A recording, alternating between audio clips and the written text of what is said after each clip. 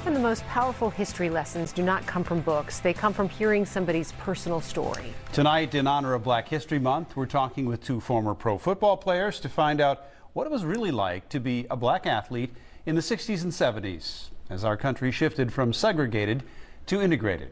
Here's Amy Hockert. And the Vikings are right back in it with 5:13 to play in the third quarter. Like the old film it was shot on, the NFL in the 70s was gritty and raw. Defenses reigned supreme, and the league was on the verge of a major cultural shift.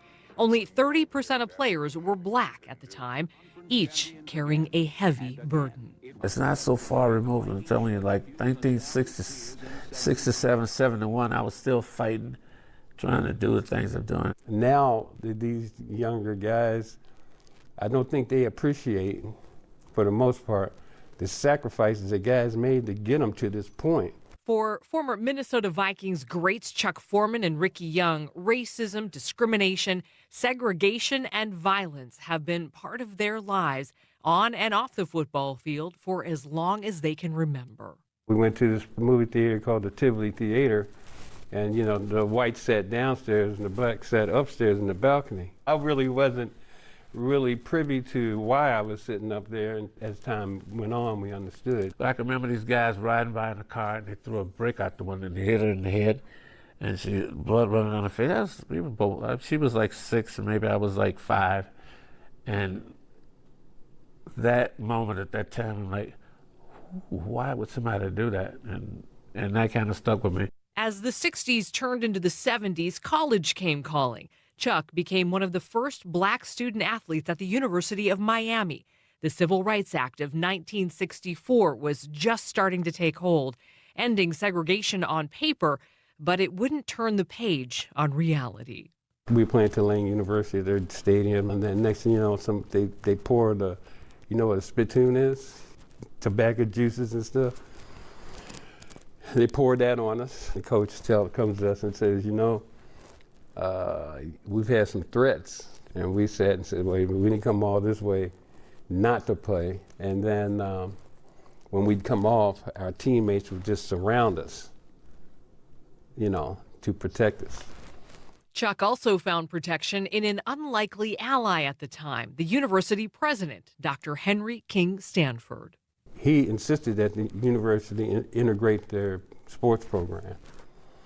And he wanted to make sure, you know, that my parents knew that they could come to him if there was any issue.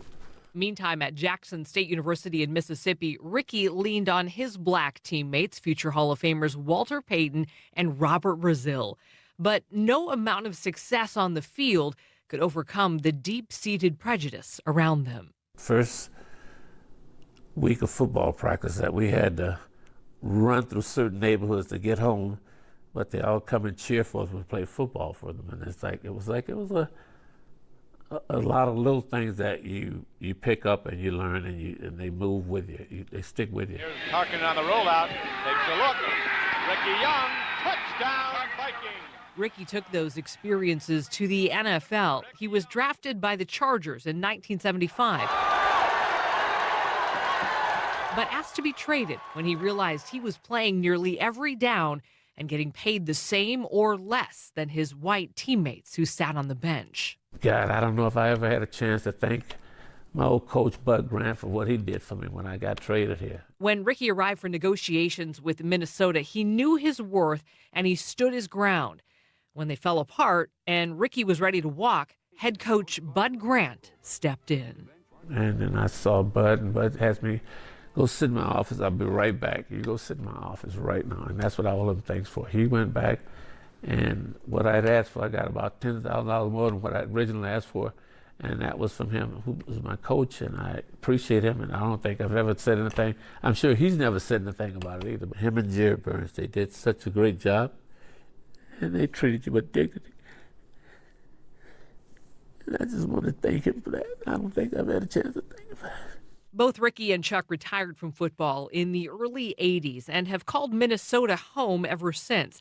They're encouraged to see how far the NFL has come since their playing days. Now, more than 70% of players are black, but they're still waiting for society to catch up. Say his name! What's his name? That was a tough deal for me to believe that would happen in Minnesota. And it's really hard to explain that to people unless it happens to you. It's like, oh yeah, okay, yeah. But then you saw it with George Floyd, and that made a difference for people to really see it up close. It's just like everybody else. It's like I couldn't believe what I was watching. You know, he killed a man in front of all of us. The fact that it looked like he was just trying to choke out an animal. That's what it looked like to me, like no respect for a human life. And this is where we begin. And we begin to change the system. But the thing that I saw that gave me hope was when I saw the protests. I just didn't see black people out there protesting. I saw a lot of white people and everybody else out there helping with the protests. Some 60 years after the height of desegregation, our country is on the verge of another cultural shift. You see it in the streets and on the gridiron, a desire to level the playing field and find more common ground. Black people done stupid stuff, white people done it. Everybody has in their lifetime. So you just don't let that define you as a person. So you move on and you be who you are and you treat people like you want them to treat you. There's good and bad everywhere, in every color. And you just got to be able to navigate it and associate with the ones that you know that are the good ones and hope that the other ones find their way. Amy Hockert, Fox 9.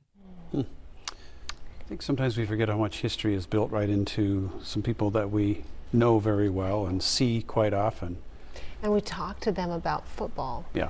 But we rarely get these other stories, and it wasn't all that long ago. I think it's important for all of us to remember that it was not that long ago that they were playing and dealing with all of that discrimination. Tomorrow night I talked to Justice Alan Page, of course, also a Minnesota Viking, coincidentally, but we talked a little bit more broadly about his life experiences and how he sort of melded from the NFL into the other parts of his life that became bigger than sports. And we'll do that Monday and